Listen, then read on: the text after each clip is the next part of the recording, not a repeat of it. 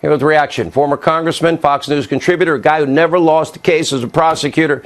You know, Trey, I actually thought of doing it for the whole hour because I have that many questions, but I'm trying to give a flavor. You got 5 minutes. You better get yes or no questions in and lay out the facts for the broader audience, in my opinion.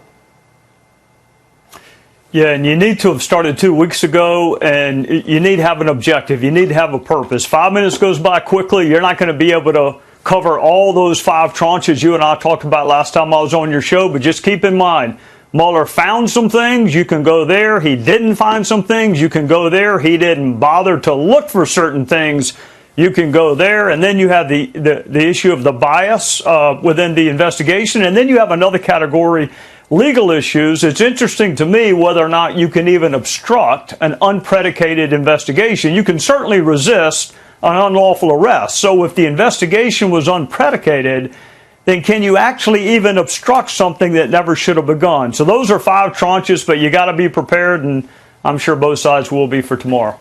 Let me ask you, if you have 5 minutes, is it better to ask the shorter questions and get the facts out? Because I believe there's an entire audience that doesn't know Hillary paid for Russian lies that were used to spy on an American citizen, commit fraud against the FISA court because it was predicated on unverified material that people like James Comey swore was verified.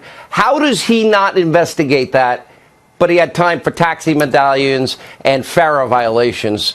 Former Congressman Trey Gowdy.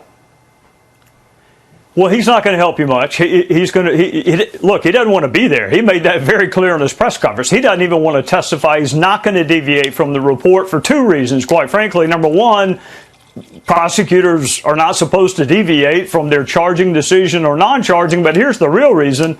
Let's assume he does say something new or different tomorrow. Your follow-up question is going to be, why the hell was that not in your report? Anything new or different or special or interesting that he says tomorrow? If he had time for FARA and loan applications, how does he avoid a Russian dossier full of lies that were used to spy on a presidential candidate in 2016? How do you avoid that issue?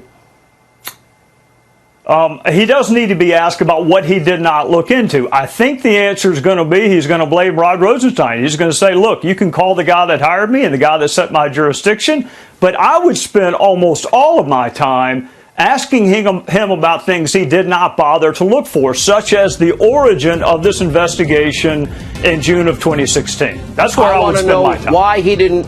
Why he didn't delve into a phony Russian dossier that was spread to the American electorate on the eve of an election and used to spy, Russian lies used to spy, bought and paid for by Hillary on the opposition party candidate. That is unconscionable, considering his mandate took him in every other direction. Trey Gowdy, good to see you. Thank you.